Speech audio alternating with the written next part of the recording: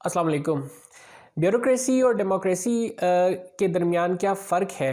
बुनियादी तौर पर हम ये स्टडी करने के लिए इन दोनों की डेफिनेशंस को देखेंगे। फिर इन दोनों के अंदर टेबुलर फॉर्म में हम ये देख लेंगे कि क्या फ़र्क पाया जाता है, किस तरीके से इनको डिफ़ाइन किया जाता है और किस तरीके से एग्जाम्पलीफाई किया जा सकता है। डेमोक्रेसी और ब्यूरोक्रेसी एक दूसरे के ऊपर इंटरडिपेंडेंट होते हैं। ये किस हद तक इंटरडिपेंडेंट होते हैं और अपनी अपनी जगह जो इंडिपेंडेंट रोल प्ले कर रहे होते हैं वो क्या होता है। तो डेमोक्रेसी के बारे में आप जानते हैं, जिसे जमहूरियत कहा जाता है, और इसकी सिंपल सी जो डेफिनेशन है वो वही की जाती है कि democracy is basically a government of people, from people and by people. यानी लोगों के मुंतखब करदा नुमाइंदे उनके ऊपर रूल इस तरह करते हैं कि वो लेजिस्लेशन बनाते हैं, ऐसी लेजिस्लेशन जो इन टर्न लोगों के लिए बेनिफिशियल हो। ये एक तरह का सिस्टम ऑफ गवर्नमेंट है जिसको डेमोक्रेसी कहा जाता है। ब्यूरोक्रेसी जो है ये बुनियादी तौर पर एक इस तरह का सिस्टम है जिसमें ऑफिशियल्स होते हैं, नॉन इलेक्टेड ऑफिशियल्स होते हैं। ये बाकायदा एक प्रोसीजर के तहत सिलेक्ट किए जाते हैं और इनका काम ये होता है कि जो गवर्नमेंट ने प्लान्स बनाए होंगे या डिसीजंस बनाए होंगे उनको इम्प्लीमेंट करते हैं। ब्यूरोक्रेसी की जो टर्म है ये बुनियादी तौर पे फ्रेंच है और इसमें लफ्ज़ ब्यूरो जो है उसका मतलब डेस्क या ऑफिस है और दूसरा लफ्ज़ क्रेटोस है जिसका मतलब है रूल या पॉलिटिकल पावर। तो हिस्टोरिकली ये होता था कि ब्यूरोक्रेट्स के ज़रिए से, क्योंकि गवर्नमेंट का निज़ाम चलाया जाता था, काफ़ी हद तक इनका इन्फ्लुएंस गवर्नमेंट में हुआ करता था, लिहाजा इनको यही नाम दिया गया था। लेटर ऑन फिर इस चीज़ पर ज़्यादा तवज्जो दी गई कि ब्यूरोक्रेट्स को पॉलिसी मेकिंग से ज़्यादा पॉलिसी की इम्प्लीमेंटेशन पर तवज्जो देनी चाहिए। पॉलिसी मेकिंग जो है वो लोगों के इलेक्टेड रिप्रेजेंटेटिव्स का काम है, उन्होंने पॉलिसी बनानी है, इन्होंने उन पॉलिसी डिसीजंस को इम्प्लीमेंट करना है। बुनियादी तौर पर ये दोनों चीज़ें जो हैं they are the approaches to provide governance. तो ये गवर्नेंस को किसी न किसी तरह लोगों तक पहुंचाने के लिए डिफरेंट अप्रोचेस हैं। दूसरी इंपॉर्टेंट बात यह है कि जो डेमोक्रेसी है इसकी कामयाबी उस वक्त तक मुमकिन नहीं है जब तक आपके पास इफेक्टिव ब्यूरोक्रेसी हो। आप देखें ना कि अगर ब्यूरोक्रेसी इफेक्टिव होगी तो वो जिन चीज़ों को हम एक इफेक्टिव ब्यूरोक्रेसी की डेफिनेशन में ला सकते हैं वो क्या है। वो ये है कि एक तो जो पब्लिक सेक्टर ऑर्गेनाइजेशंस हैं वो पब्लिक के वेलफेयर के लिए काम करेंगे, लोगों को सर्विसेज प्रोवाइड की जाएंगी, और जितना ही ज़्यादा ये काम फ़ाल होगा, जितनी ज़्यादा इक्वालिटी होगी, जितना ज़्यादा रूल ऑफ लॉ होगा, उतना ही डेमोक्रेसी स्ट्रॉन्ग होती है, क्योंकि ये डेमोक्रेटिक वैल्यूज़ हैं बेसिकली। लिहाजा हम ये कह सकते हैं कि effective democracy requires effective bureaucracy. जब तक ब्यूरोक्रेसी इफेक्टिवली काम नहीं करेगी, एफिशिएंटली नहीं करेगी, उस वक्त तक जो डेमोक्रेट्स हैं वो कामयाब नहीं हो सकते, क्योंकि उन्होंने इन्हीं के ज़रिए चीज़ों को आगे लेके चलना होता है। लिहाजा इनका जो आपस में रिलेशनशिप है उसके बारे में आप ये कह सकते हैं कि that relationship is paradoxical and contemporary. Paradoxical भी है और ज़रूरी भी है, ये रखना पड़ता है। लिहाजा इसमें एक और जो इम्पॉर्टेंट फैक्टर है जिसको यूज़ किया जाता है, इस्तेमाल किया जा सकता है, पेपर में आप लिख सकते हैं, वो है रिस्पॉन्सिवनेस।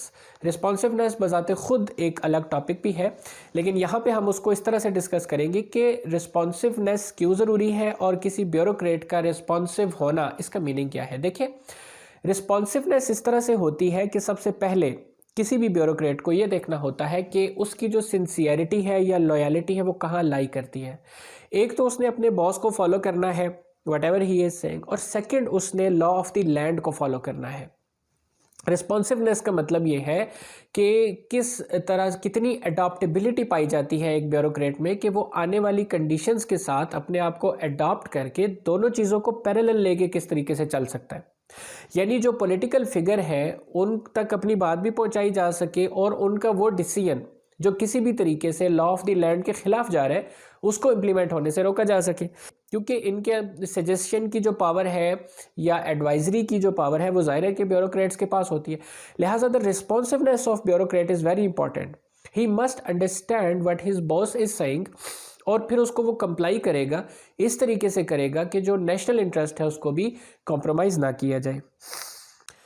इसके बाद ये है कि साथ साथ जो ब्यूरोक्रेसी का कंसेप्ट है उसके अंदर भी तब्दीली आ रही है, और उस तब्दीली आने की वजह क्या है ऑल ओवर द वर्ल्ड। जैसे हम न्यू पब्लिक मैनेजमेंट मॉडल के बारे में पढ़ते हैं, जो ट्रेडिशनल मैनेजमेंट था उससे न्यू पब्लिक मैनेजमेंट मॉडल बहुत डिफरेंट है, क्योंकि उसकी जो अप्रोच है वो अब आउटपुट हो गई है, आउटवर्ड्स अप्रोच हो गई है इनवर्ड होने के बारे में। यानी कितना ज़्यादा आप लोगों को सर्विसेज प्रोवाइड कर रहे हैं, कितना ज़्यादा आप लोगों को अकोमोडेट कर रहे हैं, वो आपकी सक्सेस का पैमाना बन चुका है, both in the cases of democracy and bureaucracy. लिहाजा इस चीज़ को देखना पड़ता है कि पब्लिक सर्विसेज की जो प्रोविज़न है उसमें ब्यूरोक्रेसी कितनी फ़ाल हो चुकी है। तो जैसे जैसे डेमोक्रेसी के कंसेप्ट में ट्रांसफॉर्मेशन आ रही है, वैसे वैसे ब्यूरोक्रेसी में भी ट्रांसफॉर्मेशन आ रही है। अच्छा, अब हम ये करेंगे कि टेबल की फॉर्म में, अगर आप चाहें तो इसका टेबल भी ड्रॉ कर सकते हैं, उस फॉर्म में डिफरेंट चीज़ों को सामने रख के देख लेंगे। जैसे डेमोक्रेसी है तो इसको हम डिफाइन इस तरह से करते हैं कि it is the government by people, जबकि bureaucracy is also a form of government but it include officials and administrators. उसके बाद है जनाब गवर्नमेंट। तो डेमोक्रेसी क्या है? The people's representative run the government, लोगों के मुंतखब नुमाइंदे हैं, हुकूमत चलाते हैं, जबकि ब्यूरोक्रेसी में ऑफिशियल्स आर नॉन इलेक्टिव। उसके बाद जनाब वर्किंग है। तो गवर्नमेंट का जो काम है वो क्या है कि गवर्नमेंट मेक लॉज, ये जो लोग पॉलिटिशियन इलेक्ट होते हैं इनको हम लेजिस्लेटिव्स कहते हैं ना। इसी तरीके से जो ब्यूरोक्रेसी है उसमें हम ये करते हैं कि officials implement the laws and formulate the rules, यानी उन लॉ को मद्देनज़र रखते हुए फिर फर्दर उसके रूल्स बनाए जाते हैं। ये काम हो गया ब्यूरोक्रेसी का।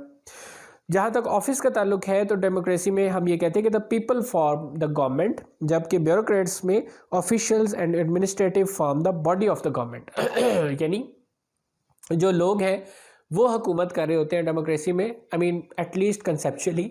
लेकिन जो ब्यूरोक्रेसी होती है उसके जो ऑफिसेज होते हैं वो रेगुलेटरी अथॉरिटी का काम कर रहे होते हैं with in the departments of the government under their on jurisdiction. अब जनरली जो डेमोक्रेटिक गवर्नमेंट होती है हमारे पास, उसके 4 लेवल्स होते हैं। एक तो फेडरल गवर्नमेंट होती है, एक प्रोविंशियल होती है, एक लोकल गवर्नमेंट होती है और एक म्यूनिसिपल होती है। फिर इन्हीं के साथ साथ ब्यूरोक्रेसी की डिवीजन्स होती हैं, यानी फेडरल लेवल पर काम करने वाले ब्यूरोक्रेट्स होते हैं, फिर इसी तरह प्रोविंशियल होते हैं, लोकल बॉडीज़ के साथ भी होते हैं और म्यूनिसिपल भी होते हैं। तो ये आप देख रहे हैं कि किस किस तरह से पैरेलल इन कंपैरिजन ये दोनों चीज़ें चल रही होती हैं और क्या क्या इनके दरमियान डिफरेंसेस होते हैं। अब हम कुछ कैरेक्टरिस्टिक्स देखेंगे ब्यूरोक्रेसी में। Number 1, a formal hierarchical structure which is basis of centralized planning, based on centralized planning and decision making.